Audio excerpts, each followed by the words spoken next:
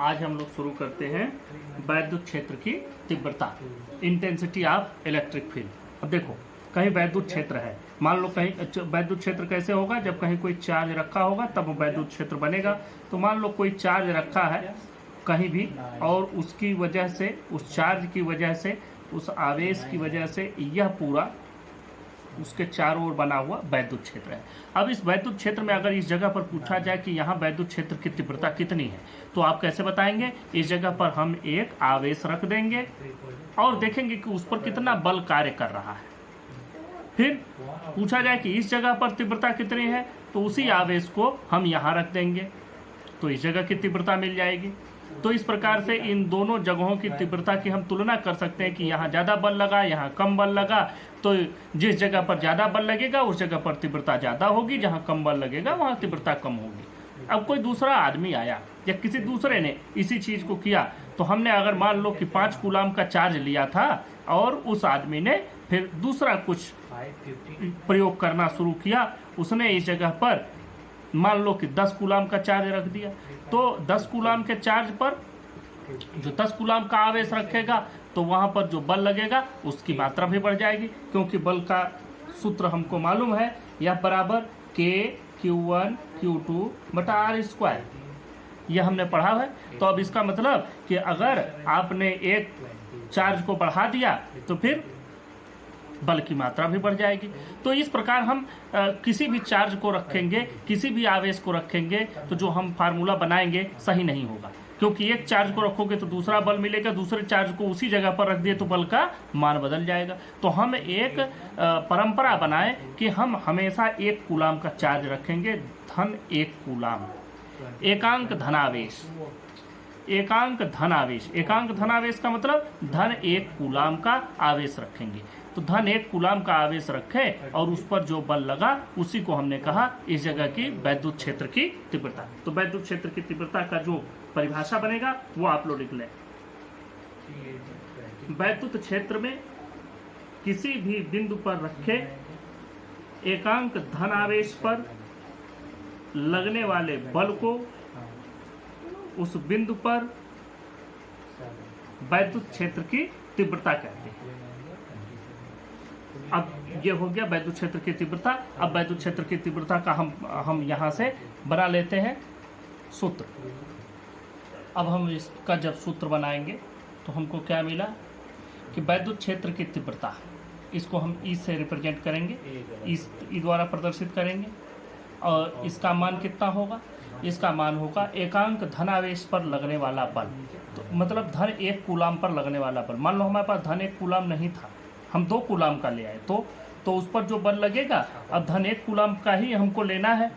तो मान लो हमारे पास 2 कूलाम का चार्ज है और 2 कूलाम के आवेश पर हमने बल निकाल लिया है, तो क्या करेंगे? उसको 2 से भाग दे देंगे, जिससे वह 1 कूलाम में बदल जाएगा। फिर मान लो हमने 3 कूलाम का चार्ज लिया तो 3 से भाग दे दो।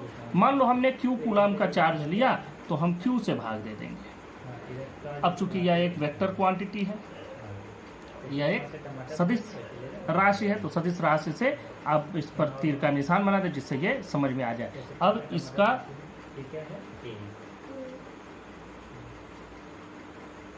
इसकी जो यूनिट होगी, किसमें आप इसको नापेंगे उसको देखें। ऊपर बल है, बल मतलब न्यूटन प्रति कूलाम, न्यूटन प्रति कूलाम में आप इसको नापेंगे। तो यह हो गया वैद्युत क्षेत्र की तीव्रता। अब अगर मान लो कि कोई एक धनावेश रखा गया है, किसी बिंदु आवेश के कारण वैद्युत क्षेत्र की तीव्रता हम निकालते हैं। तो मान लो कि एक आवेश हमने यहाँ पर मान लिया और इससे हम r दूरी पर, हम इससे r दूरी पर यहाँ पर हमको वैद्युत क्षेत्र की तीव्रता निकालनी है। इसको हमने q मान लिया और इसको हम स्मॉल q मान लेते हैं, और हमको बिंदु P पर वैद्युत क्षेत्र की तीव्रता पता करनी है। तो आप इसको लिख सकते हैं, बिंदु P पर आवेश कैपिटल Q, ये बड़ा वाला Q लिखेंगे, आवेश Q के कारण लगने वाला बल लगने वाला वैद्युत बल, लगने वाला वैद्युत बल यह बराबर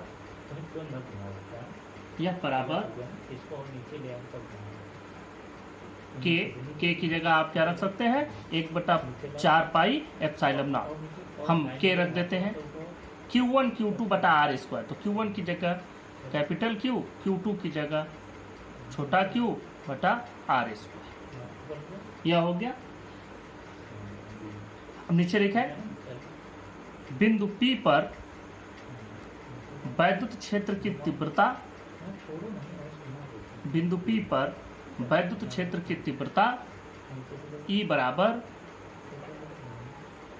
F बटा, अब यहाँ देखो Q कूलाम का हमने आवेश रखा है, तो Q पर लगने वाला बल इतना है, हमको कितना चाहिए, यहाँ 1 कूलाम का रखे होते तब हमको जितना बल लगता हुआ चाहिए होता।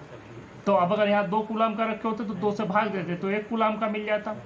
अब यहाँ Q कूलाम रखे तो Q से भाग दे दो, कितना होगा K Q बटा आर स्क्वायर, और इसको Q से भाग भी देना है, तो यह Q से यह Q कट जाएगा, क्या बचेगा K Q बटा आर स्क्वायर। इसको आप और अच्छे से लिख सकते हैं 1/4 पाई एप्सिलॉन नॉट Q बटा आर स्क्वायर। तो यहाँ से हमको मिला एक बिंदु आवेश के कारण किसी बिंदु पर, एक बिंदु आवेश के कारण किसी बिंदु पर वैद्युत क्षेत्र की तीव्रता, क्या हमको सूत्र हम बना लेते हैं, E बराबर 1/4 पाई एप्सिलॉन नॉट Q बटा आर स्क्वायर। यहाँ से हम देख रहे हैं कि इस सूत्र में उस बिंदु पर जो आवेश रखा है उससे कोई मतलब नहीं है। इसमें देखो छोटा Q कहीं आ ही नहीं रहा है, मतलब वैद्युत क्षेत्र की तीव्रता जो सोर्स है, जहाँ से उद्गम हुआ है, जिसके कारण हमको वैद्युत क्षेत्र मिल रहा है, सिर्फ उस आवेश पर ही उसकी निर्भरता होगी, न कि उस बिंदु पर रखें, क्योंकि उस बिंदु पर हमको क्या रखना है, धन 1 कूलाम का आवेश रखना है। तो इससे तो कोई लेना देना नहीं। यहाँ तो हम जब भी निकालेंगे, चाहे बिंदु P यहाँ ले लो चाहे यहाँ ले लो, हर जगह हमको धन 1 कूलाम का ही आवेश लेना है। तो इस तरह से यह हो गया। अब इसी में एक चीज और लिखो, अब हमको हर जगह क्या मिलेगा, हमको हर जगह मिलेगा वैद्युत क्षेत्र की तीव्रता, और उस वैद्युत क्षेत्र की तीव्रता में कोई आवेश रखा होगा और हमसे कहा जाएगा कि इस आवेश पर लगने वाले बल की गणना कीजिए। तो अब आप लिखिए इसके नीचे वैद्युत क्षेत्र E में रखे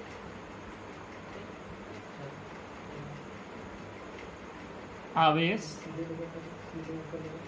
Q पर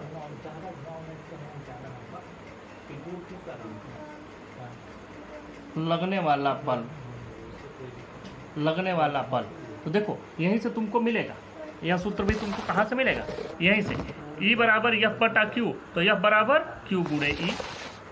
अब देखो वैद्युत क्षेत्र E में रखे, वैद्युत क्षेत्र E अर्थात इस जो वैद्युत क्षेत्र है उसकी तीव्रता E है, और उसमें रखे गए किसी आवेश Q पर लगने वाला जो बल होगा वह होगा F बराबर Q गुणे E, जहाँ पर बल की दिशा क्या होगी, जिधर वैद्युत क्षेत्र की दिशा होगा। और वैद्युत क्षेत्र की दिशा देखो, धन 1 कूलाम पर लगने वाले बल की बात कही गई है, तो यह भी समझो कि वैद्युत क्षेत्र की दिशा किधर की ओर होगी और कैसे हम लोग इसको पाएंगे। देखो एक बात तो हमको यहाँ से भी समझ में आ गई कि जो E की दिशा है वही F की भी दिशा है, या जो F की दिशा है वही E की दिशा है। तो मान लो कि हमारे पास एक बैटरी है, उस बैटरी को हमने जोड़ दिया धनात्मक इधर ऋणात्मक इधर, और यहाँ पर हमने एक धन 1 कूलाम का आवेश छोड़ दिया। अब इस पर किधर की ओर बल लगेगा, तो बैटरी का धनात्मक टर्मिनल जो होगा वह इसको इधर की ओर धक्का देगा, प्रतिकर्षित करेगा, और ऋणात्मक वाला इसको अपनी ओर आकर्षित करेगा। तो मतलब धन से ऋण की दिशा में धन 1 कूलाम पर बल लगेगा, और धन 1 कूलाम पर लगने वाले बल की दिशा ही इसमें, बल की दिशा ही यहाँ पर जो इलेक्ट्रिक फील्ड बनेगा, जो उसकी तीव्रता होगी, उसकी भी वैद्युत क्षेत्र की दिशा भी वही होगी जो उस पर धन 1 कूलम के आवेश पर लगने वाले बल की दिशा। तो यहाँ से हमको यह पता चलता है कि वैद्युत क्षेत्र की दिशा किधर से किधर होगी, धनात्मक से ऋणात्मक की ओर। तो इस बात को हमेशा याद रखिएगा, वैद्युत क्षेत्र की दिशा किधर से किधर, धनात्मक से ऋणात्मक की ओर। क्यों? क्योंकि अगर इसके बीच में किसी भी जगह पर हम धन 1 कूलम का या कोई भी पॉजिटिव चार्ज रख दें तो यह धनात्मक इसको प्रतिकर्षित करेगा या ऋणात्मक इसको आकर्षित करेगा, मतलब इस पर बल की दिशा धन से ऋण की ओर होगी, और जो बल की दिशा है वही वैद्युत क्षेत्र की भी दिशा है, अर्थात वैद्युत क्षेत्र की दिशा सदैव धनात्मक से ऋणात्मक इलेक्ट्रोड की ओर होती है। देखो अब अगले टॉपिक पर चलते हैं, सतत आवेश वितरण, कंटिन्यूअस चार्ज डिस्ट्रीब्यूशन। सतत आवेश वितरण का मतलब है कि एक लगातार वितरण हो, बीच में गैप न हो। अब गैप का मतलब क्या हो गया कि जैसे अभी हम लोग जो आवेश का वितरण पढ़ रहे थे वह इस प्रकार से पढ़ रहे थे कि जब भी आवेश घटेगा या बढ़ेगा तो इलेक्ट्रॉन के आवेश के गुणांक में ही बढ़ेगा। 1 इलेक्ट्रॉन के बराबर का 10 इलेक्ट्रॉन के बराबर का चार्ज आएगा धनात्मक अथवा ऋणात्मक, तो हम लोग उसको इलेक्ट्रॉन के चार्ज के रूप में ही पढ़ रहे थे। लेकिन अब हम सतत पढ़ेंगे, मतलब 1 2 3 4, अब हम उसमें बाकी नहीं लेंगे। अब देखो इसमें भी यह कई तरह का होता है और इसका कुछ आपको लिखना नहीं है, सिर्फ समझ लेना। हाँ, ये इतनी जो चीज़ें हम बता रहे हैं वह आपको लिखनी है, समझनी है। देखो रैखिक आवेश वितरण, रैखिक आवेश वितरण कब होता है, जैसे कोई एक चालक है, कोई एक कंडक्टर दे दिया गया, इस पर एक चार्ज दे दो, वह एक चार्ज यहाँ पर कहीं भी रहेगा, किसी भी जगह पर रुक गया। लेकिन 2 चार्ज दे दो, 2 धनात्मक चार्ज की हम बात कर रहे हैं, 2 धनात्मक आवेश दे दिया तो एक धनात्मक यहाँ रहेगा, दूसरा यहाँ रहेगा। हमने 3 दे दिया तो एक बीच में आ जाएगा, 4 दे दिए तो इस प्रकार से होगा कि बिल्कुल बराबर बराबर दूरी पर चारों के चारों आवेश इसमें इस प्रकार से व्यवस्थित हो जाएंगे। 5 दे दोगे तो फिर उनमें भी बराबर, तो इस प्रकार से जो वितरण हो रहा है इसको हम लोग कहते हैं सतत आवेश वितरण, या इसको हम लोग कहेंगे सतत आवेश वितरण का रैखिक आवेश वितरण। इसका पहला भाग हमने ले लिया, रैखिक आवेश वितरण। तो रैखिक आवेश वितरण में अब हमको ये तो मिल गया कि इस पर बिल्कुल बराबर बटा हुआ है, एकदम बराबर, कहीं भी कम या कहीं ज़्यादा नहीं है। अगर यहाँ इतने में इतना है तो उतना ही, अगर 5-5 सेंटीमीटर लेते जाओ तो इस 5 सेंटीमीटर में जितना अगले 5 सेंटीमीटर में भी उतना, अगले 5 सेंटीमीटर में भी उतना, मतलब एक रेखा पर आवेश समान रूप से वितरित है। तो जो यहाँ पर हम लोग लेते हैं, हम लोग पढ़ते क्या है, हम लोग पढ़ते हैं रैखिक आवेश घनत्व। हम लोग यहाँ चूंकि रेखा में, एक रेखा में बटा हुआ है तो हम लोग पढ़ेंगे रैखिक आवेश घनत्व, रैखिक आवेश घनत्व, लीनियर चार्ज डेंसिटी। घनत्व का मतलब कितना ज़्यादा है, कितना घना है, तो रैखिक आवेश घनत्व। और हम लोग इसको निरूपित करते हैं, प्रदर्शित करते हैं लैम्डा से, और इसकी वैल्यू क्या होगी, देखो मान लो इस पर कुल जो चार्ज हमने दिया वो कुल चार्ज इस पर आया Q, यह कुल चार्ज मिला करके इस पर Q, और इसकी लंबाई है L, तो जो इसका रैखिक आवेश घनत्व होगा वह हो जाएगा Q/L।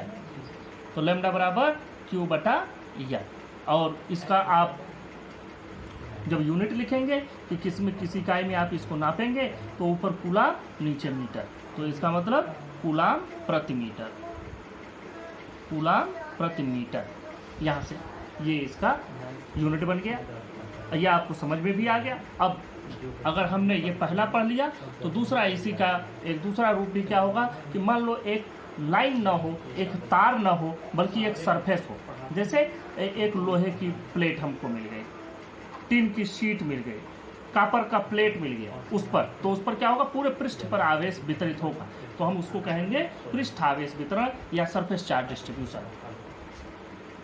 अब इसमें हम लोग पढ़ेंगे पृष्ठ आवेश घनत्व। इसमें क्या है, पृष्ठ पर आवेश बटा हुआ। जैसे यहाँ आपके पास इस तरह का कोई पृष्ठ मिल गया, जरूरी नहीं है कि यह वर्गाकार हो, आयताकार हो सकता है, बेलनाकार हो सकता है, किसी भी रूप में हो सकता है, लेकिन उसे जैसे इस रूप में भी हो सकता है। आपका ये भी रूप एक हो सकता है कि इस तरह से बेलनाकार हो, अब इस पर पूरा चार्ज बटा हुआ हो। तो देखो मान लो इसकी पूरी की जो क्षेत्रफल है वो पूरे का क्षेत्रफल है A, और इस पर जो कुल आवेश है वह है Q। तो यहाँ पृष्ठ आवेश घनत्व तो हम लोग क्या लिखेंगे, पृष्ठ आवेश घनत्व को हम लोग सिग्मा से निरूपित करते हैं और इसका मान हो जाएगा कुल आवेश बटा जो एरिया है, कितना क्षेत्रफल है। और इसका यूनिट किसमें नापोगे, इकाई क्या बनेगी, ऊपर कूलाम नीचे एरिया मतलब मीटर स्क्वायर। तो हम लोग क्या लिखेंगे, कूलाम प्रति मीटर स्क्वायर। तो यह हो गया पृष्ठावेश घनत्व। अब अगली चीज पर चलते हैं, आयतन आवेश घनत्व, तीसरा। अब देखो यहां हम एक ऐसी चीज लेते हैं जिसमें लंबाई चौड़ाई ऊंचाई तीनों हो, तो उसमें आयतन होगा, और फिर उस पर जब आवेश वितरित होगा तो हम उसमें क्या पाएंगे, आयतन आवेश वितरण। अब इसमें हमको कैसे मिलेगा, मान लो कि कोई हम इस तरह का संरचना बनावें जिसमें लंबाई चौड़ाई ऊंचाई तीनों हो, इस तरह की कोई संरचना बना लिए। अब इसमें समझो कि अब इसमें आपको दिख भी रहा है कि लंबाई भी है, चौड़ाई भी है, ऊंचाई भी है। अब मान लो कि इस पर कुल चार्ज Q है और जो इसका आयतन है, आयतन मान लो V है। तो हम लोग यहाँ पर क्या निकालेंगे, हम यहाँ निकालेंगे आयतन आवेश घनत्व, आयतन आवेश घनत्व, और हम इसको निरूपित करते हैं रो से, और इसकी वैल्यू कितनी हो जाएगी, कुल आवेश बटा कुल आयतन। और जब इसका मान लिखोगे तो कुल आवेश बटा कुल आयतन, और ये मान हो जाएगा, इसको हम लिखेंगे कूलाम, और ये प्रति मीटर क्यूब। तो आयतन मीटर क्यूब में हम लोग नापते हैं, तो कूलाम प्रति मीटर क्यूब, या आप लोग और इसको हिंदी में लिख सकते कूलाम प्रति घन मीटर। यहाँ पर कूलाम प्रति वर्ग मीटर और इसके ऊपर कूलाम प्रति मीटर। तो इस प्रकार से हमको मिला तीन तरीके का आवेश का वितरण, एक सीधी रेखा पर, एक कोई शीट जिसमें लंबाई चौड़ाई दोनों हो, और तीसरा जिसमें लंबाई चौड़ाई ऊंचाई तीनों हो। अब इस तरह का अगर कोई पृष्ठ मिलता है तो हमको इसमें पहले पूरे आवेश को न निकाल करके थोड़े से आवेश की गणना की जाएगी, और उस थोड़े से आवेश की गणना के बाद उस पूरे आकार के द्वारा, चाहे वो पृष्ठ हो, चाहे रैखिक हो, चाहे आयतन हो, उसके द्वारा हम जो वैद्युत क्षेत्र होगा उसकी गणना करेंगे। तो हम इसमें थोड़ा सा आपको और बता दें कि कैसे आप गणना करेंगे। देखो मान लो कि कहीं भी हम रैखिक की बात करते हैं, अगर हम रैखिक की बात करें तो रैखिक में हमने घनत्व तो निकाल लिया, तो घनत्व पूरा हमको मिला कितना, देखो यह पूरा है यल लंबाई, इस पर कुल आवेश है Q, तो इसका रैखिक आवेश घनत्व तो हमने लैम्डा पढ़ लिया था Q बटा यल। अब मान लो कि इसके थोड़े से लंबाई dl को हम लोग मान लें कि इसका थोड़ा सा लंबाई dl हम मान लेते हैं, जैसे आप लोग डेल्टा L लिखते हैं हम dl लिखते हैं। अब मान लो dl लंबाई हमने ले ली, और इस dl लंबाई में हमको चार्ज निकालना है कि कुल कितना आवेश इस dl लंबाई में है। तो चूंकि dl लंबाई बहुत कम है तो इसमें चार्ज भी बहुत कम होगा, तो उस चार्ज को हम कितना लिखेंगे, dq बराबर यही घनत्व, रैखिक आवेश घनत्व गुणे जो भी लंबाई है, यह वैल्यू आपको मिल जाएगी। इस तरह से आप पाएंगे।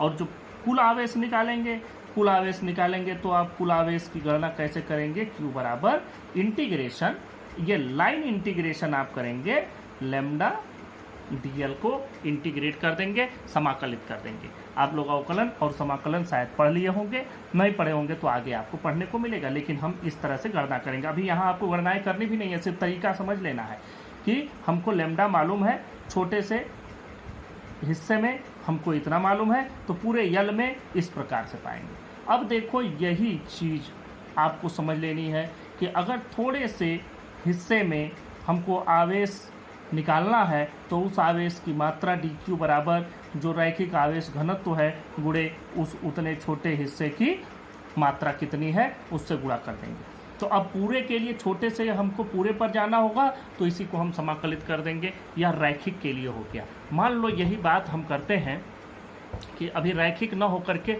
पृष्ठ वाला हो, तब पूरा चार्ज कितना होगा, तब पूरा चार्ज आप यहाँ पर कैसे निकालेंगे, लैम्डा की जगह पर आपको वह वैल्यू सिग्मा मिल जाएगी। अभी हमने ऊपर पढ़ा, आपको बताया यहाँ पर कि जो पृष्ठ घनत्व होता है वह सिग्मा होता है, यहाँ से आपको पता चल जाएगा।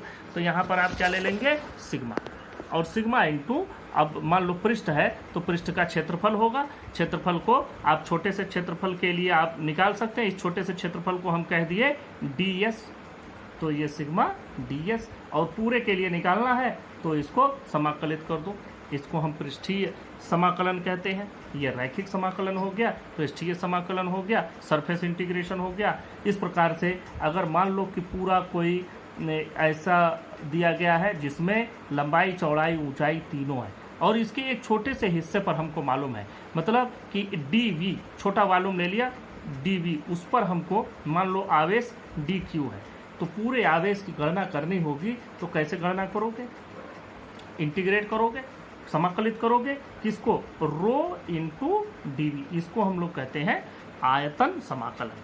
तो यहाँ से इस प्रकार से आपको समाकलित करना।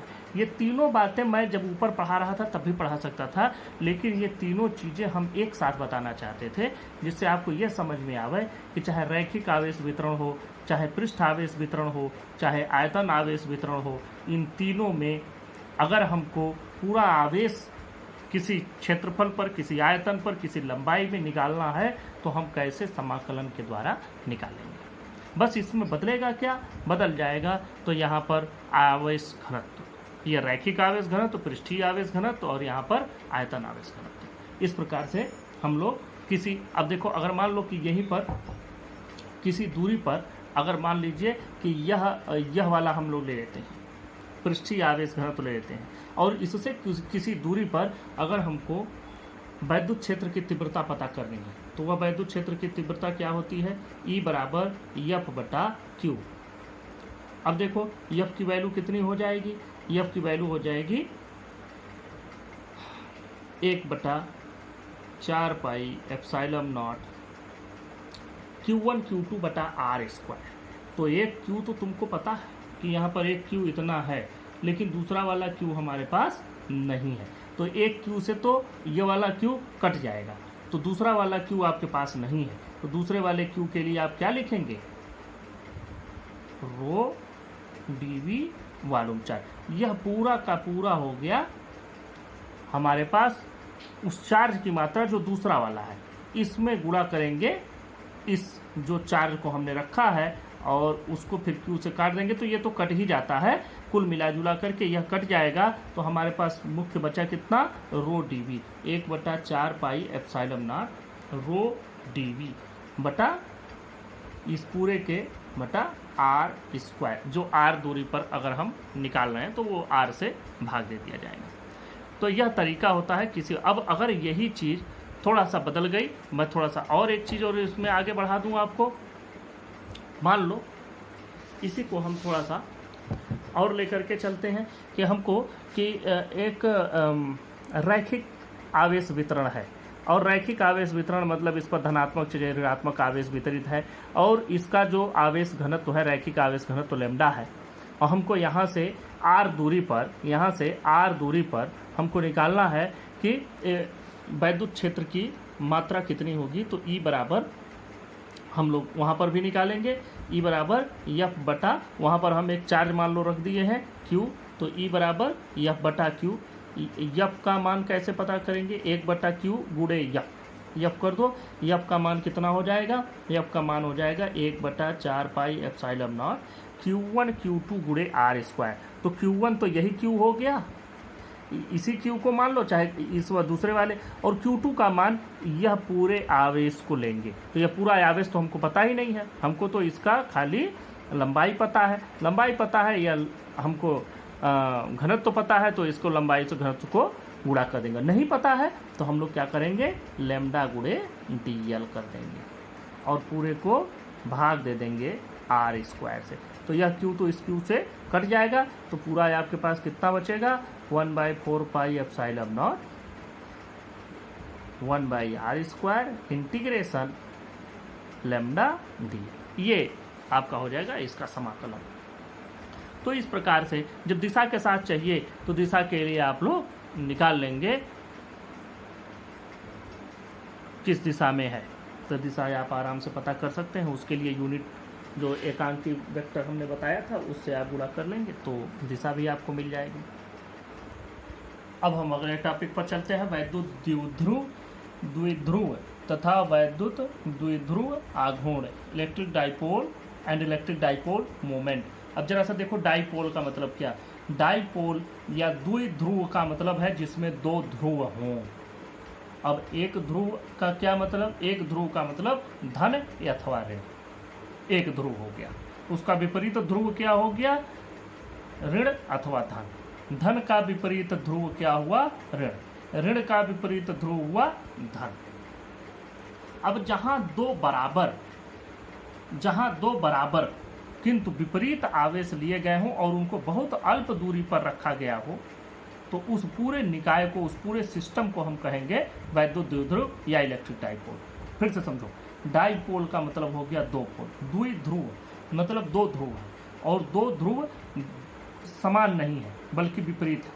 एक धन लेना है तो दूसरा ऋण लेना है। और जो हम सिस्टम ले करके चलते हैं, जो हमारी परंपरा है द्विध्रुव बनाने की, उसमें हम बाईं दिशा में ऋणात्मक लेके चलते हैं, दाईं दिशा में धनात्मक लेके चलते हैं। तो दो द्विध्रुव का क्या मतलब हुआ कि जहां, उसकी परिभाषा भी लिख लो, वैद्युत द्विध्रुव वह निकाय है, वैद्युत द्विध्रुव वह निकाय है जिसमें दो बराबर परंतु विपरीत प्रकार के बिंदु आवेश एक दूसरे से अल्प दूरी पर स्थित होते हैं।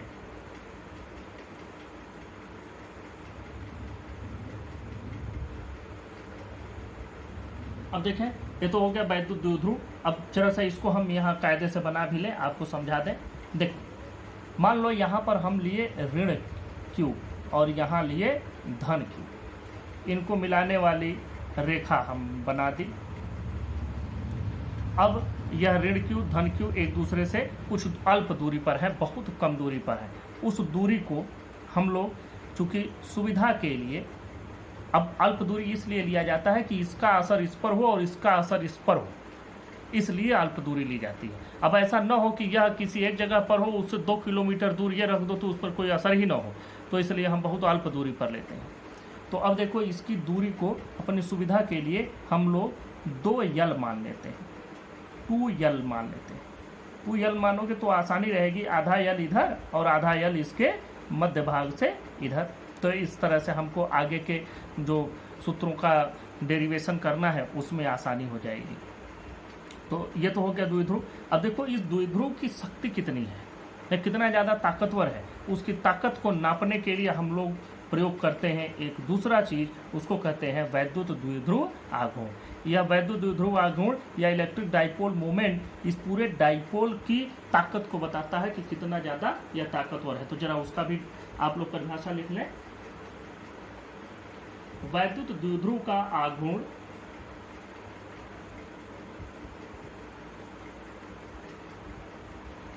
किसी एक आवेश तथा दोनों आवेशों के बीच की अल्प दूरी के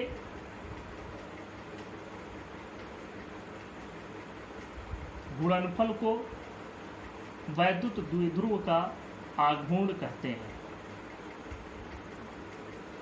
यह एक सदिश राशि है, यह एक सदिश राशि है। इसे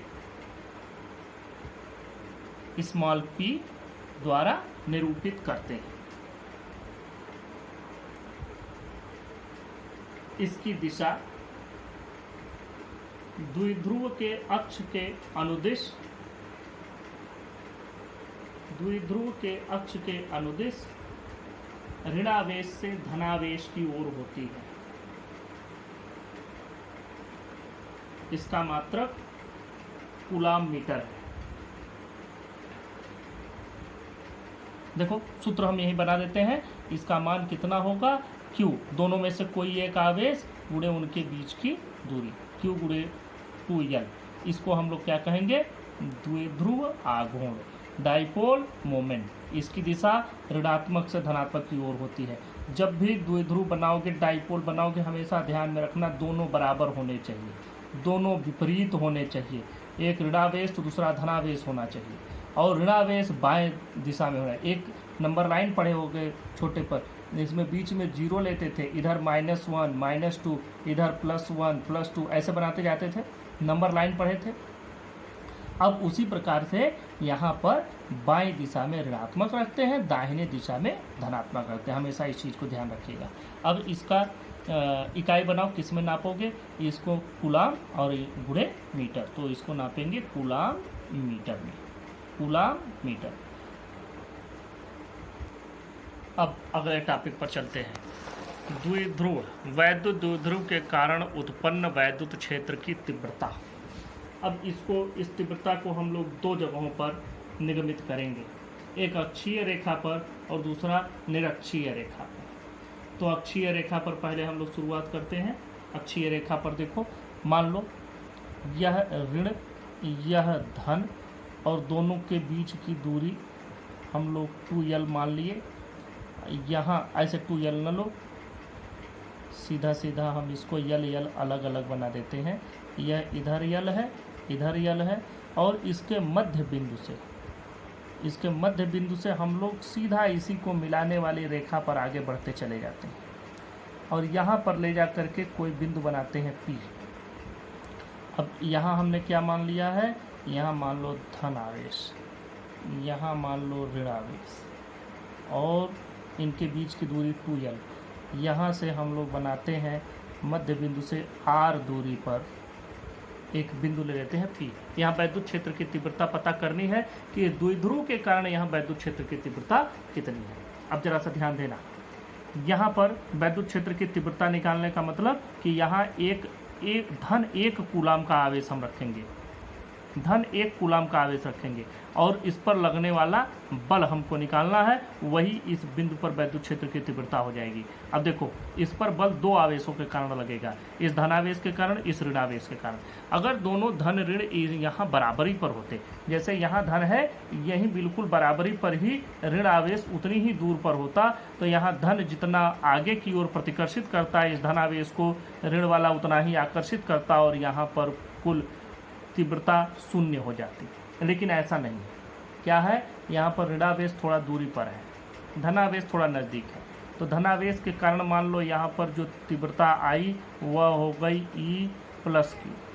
ऋणावेश के कारण जो तीव्रता आएगी वो इधर की ओर आएगी, धनावेश को ये ऋण वाला अपनी ओर आकर्षित करेगा, तो यह हो जाएगी E ऋण Q। दोनों का मान आपको निकालना है, तो यहाँ पर जो कुल E की मात्रा आएगी वह कितनी हो जाएगी, वह E की मात्रा हो जाएगी E बराबर E + Q और E - Q का जोड़। मतलब वैद्युत क्षेत्र की तीव्रता धन आवेश के कारण, धन वैद्युत क्षेत्र की तीव्रता ऋण आवेश के कारण। अब देखो यहाँ पर हम लोग क्या करते हैं कि जो इस दिशा में बाईं ओर है उसको ऋणात्मक ले लेते हैं, जो दाहिनी ओर है उसको हम लोग धनात्मक ले लेते हैं। तो E का मान निकालो, यहाँ पर देखो E धन Q की मात्रा क्या हो जाएगी, ये हो जाएगा, फार्मूला हम यहाँ लिख देते हैं। E बराबर हम लोगों को मालूम है K का मान होता है 1/4πε0, बार बार नहीं लिखेंगे, K Q/r²। यहाँ Q का है वह आवेश है जिसके कारण हमको निकालना है, तो यहाँ इस धन आवेश के कारण निकालना है। तो अब यहाँ से हम लोग निकालते हैं, तो यह K Q/r, देखो यहाँ से दूरी कितनी हो जाएगी। अब इस दूरी को भी आपको समझ लेना है, यहाँ से दूरी हम लोग निकालते हैं। देखो यहाँ से दूरी हमको मिल रही है पूरा इसकी r, यह पूरी r है, यह इतनी यल है, तो यहाँ से दूरी क्या हो जाएगी, पूरा r में से इस यल को घटा दें, तो यहाँ से जो दूरी होगी वह हो जाएगी r - यल, यह पूरी दूरी होगी। और जब हम लोग इससे अभी निकालेंगे इस वाले से, तो यही r में यह इतना यल जुड़ जाएगा। इसीलिए इसी सुविधा के लिए हम लोग इसको पूरा यल न मान के 2l मान लेते हैं, यल अलग अलग कर देते हैं, सिर्फ इसी तरह की आसानी के लिए। अब हम लोग बात करते हैं Q बटा, यहाँ से इसकी दूरी r माइनस यल का होल स्क्वायर प्लस, अब देखो यहाँ पर ऋण आवेश की वजह से यह बाईं ओर है तो इसको हम ऋण के सिंबल से लिखते हैं। ये हम इसलिए ऋण नहीं लिख रहे कि ये ऋण है, नहीं, बल्कि यह बाईं ओर को है तो इसको हम ऋण लिखते हैं, जो दाहिनी ओर है उसको धन लिखते हैं। आप ऐसा भी कर सकते हैं, तो दाहिनी वाले को ऋण ले लो, बाएं वाले को, कभी इस चीज़ का रट्टा न मारो, इसको याद रखो किसी भी तरीके से कि एक जो धन लेंगे उसका उल्टा दिशा ऋण आवेश लेंगे, ऋण लेंगे। तो अब ये हो जाएगा के, क्यू तो उतना ही है, क्यू बटा यहाँ पर इससे दूरी R plus L whole square. तो देखो यहाँ लघुत्तम ले लो, के गुणे क्यू, इतना तो आपका कॉमन हो जाएगा, अंदर बचेगा 1/r माइनस यल का whole square minus 1/r plus यल का होल स्क्वायर। तो दोनों का होल स्क्वायर कॉमन ले लो, r माइनस यल का होल स्क्वायर r प्लस यल का होल स्क्वायर। तो यहाँ पर तुमको मिलेगा r प्लस यल का whole square minus r minus यल का होल स्क्वायर। अब देखो के गुणे क्यू, ये कॉमन लिए रहो और इन ब्रैकेट को खोल देते हैं। तो ये हो जाएगा are square plus L square plus 2r l minus r square minus L square plus 2l r बटा, अब देखो ये a minus b a plus b हम मान सकते हैं, तो a minus b a plus b गुणनखंड पढ़े होंगे, a square minus b square, तो यहाँ पे हम लिख देंगे आर स्क्वायर माइनस यल स्क्वायर का होल स्क्वायर। ये घटाए हैं इसलिए ये ऋण ऋण होता चला गया, और -2a भी आता, मतलब -2l गुणे आर आता तो यह प्लस हो जाएगा, क्योंकि ये ब्रैकेट के अंदर है, ऋण से पूरा होके सभी चिन्ह बदल जाएंगे। अब देखो ये आर स्क्वायर इससे कैंसिल हो गया, यल स्क्वायर से यल स्क्वायर, 4 गुणे यल आर आएगा। तो हम लोग करते हैं के क्यू गुणे 4l आर बटा आर स्क्वायर माइनस यल स्क्वायर का होल स्क्वायर। अब ये देखो के क्यू गुणे 2l मान सकते हैं और इसको 2r मान सकते हैं, ये 4l r ही है, बस इसको दो अलग कर दिए। ये दो अलग इसलिए किए हैं कि इससे हम डाइपोल मोमेंट बना लेंगे। अभी अभी आपको पढ़ा द्विध्रुव आघूर्ण बन जाएगा। तो ये आर स्क्वायर माइनस यल स्क्वायर। तो अब देखो इसको हम लोग कह सकते हैं कि अब ये हो गया P और ये 2r, तो हम लिख सकते हैं 2PR बटा आर स्क्वायर माइनस यल स्क्वायर होल स्क्वायर। तो हमको जो सूत्र बना वह सूत्र लिखना है।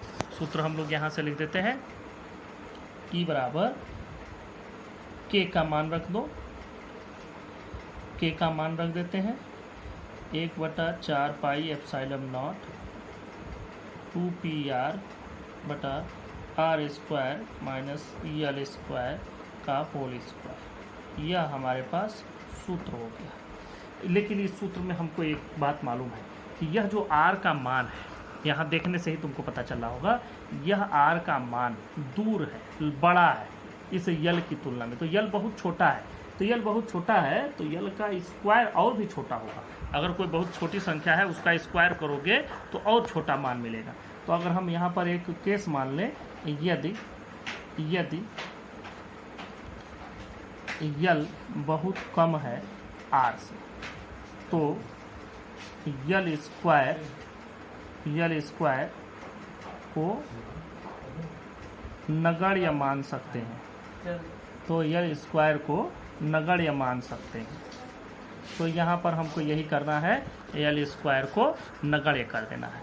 तो उस दशा में E का मान आपको मिलेगा, E का मान मिल जाएगा 1/4 पाई एप्सिलॉन नॉट 2PR। देखो यहाँ खाली आर स्क्वायर बचेगा, ये 0 हो गया, तो आर स्क्वायर का होल स्क्वायर मतलब r पर 4, तो एक r इस r से कट जाएगा तो यहाँ r पर 3 ही बचेगा।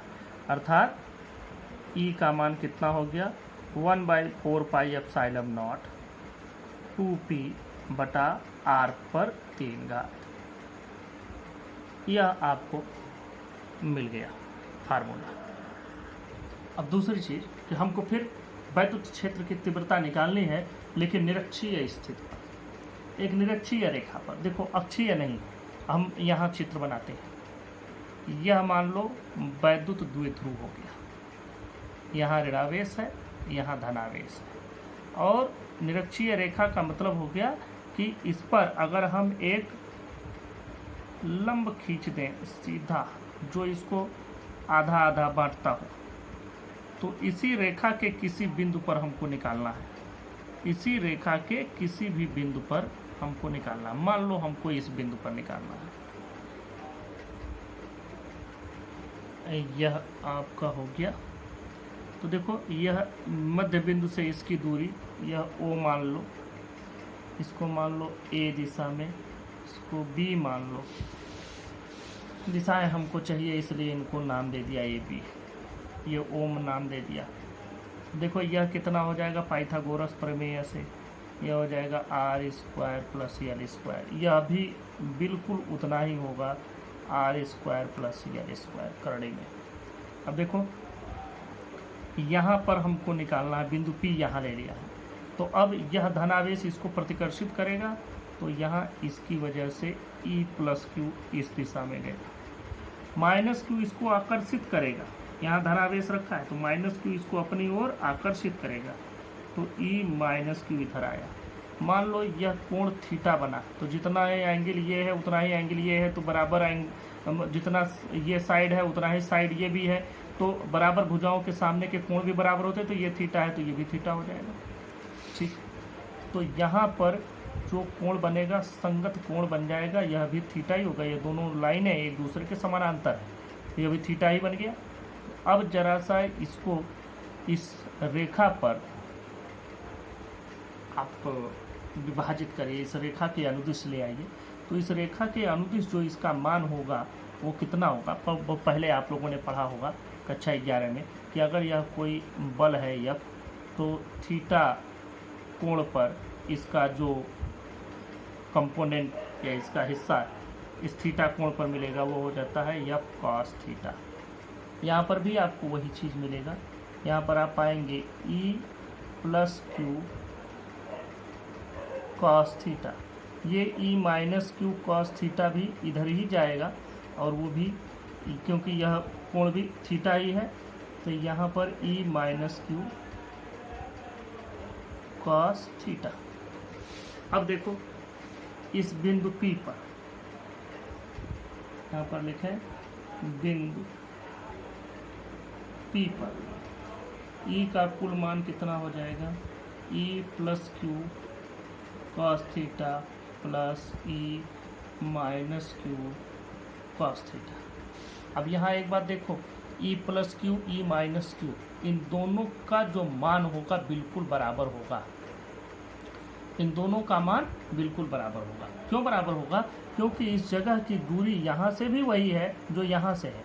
तो इसका मतलब अगर हम यहाँ पर क्षेत्र की तीव्रता निकालें तो क्षेत्र की तीव्रता E बराबर क्या होता है, KQ/r², और r² का मान तो यहाँ से भी वही है, यहाँ से भी वही है, Q तो वही है, तो धनात्मक ऋणात्मक से तो सिर्फ दिशा ही बदलेगी। तो यह देखो लिख दो, चूँकि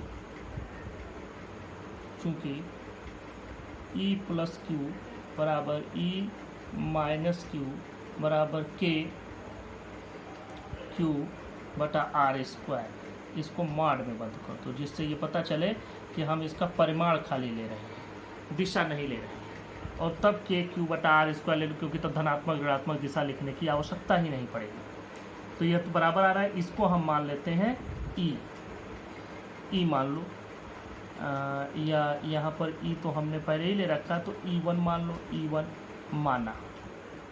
अब यहाँ से देखो E का कुल मान कितना हो जाएगा, E1 cos theta + E1 cos theta बराबर 2E1 cos थीटा, यह E का मान हो गया। अब E1 का मान रख दो, E बराबर 2 गुणे, देखो E1 का मान KQ/r², का मान, R का मान करने में r² धन l², इस पूरे का होल स्क्वायर।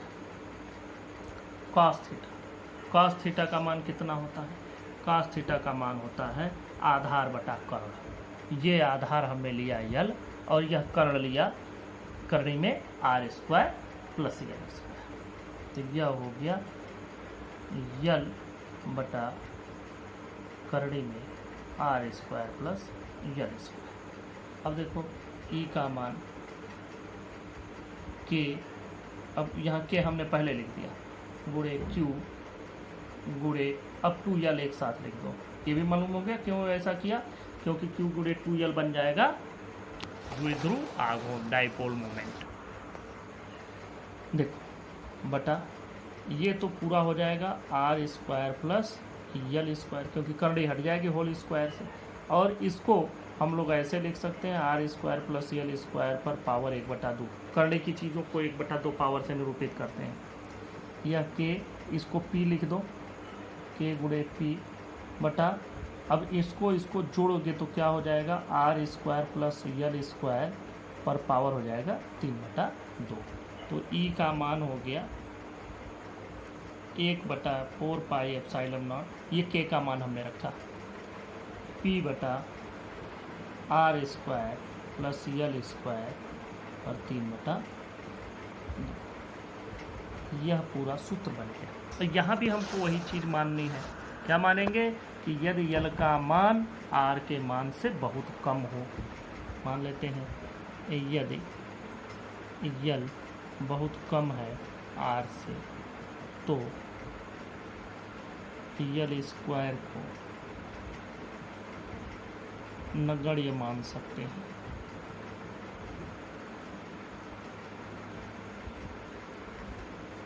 तो यल स्क्वायर को नगण्य मान सकते हैं। अब देखें ई का मान कितना हो जाएगा, 1/4 पाई एप्सिलॉन नॉट पी बटा, देखो यहाँ आर स्क्वायर खाली बचेगा और उस पर घात होगा 3/2, इसका 2 कट जाएगा, तो ई का मान हो जाएगा 1/4 पाई एप्सिलॉन नॉट पी बटा आर पर 3। यह सूत्र आपके सामने बना। इस प्रकार से यह द्विध्रुव समाप्त हुआ। अब बाकी की चर्चा अगले दिन।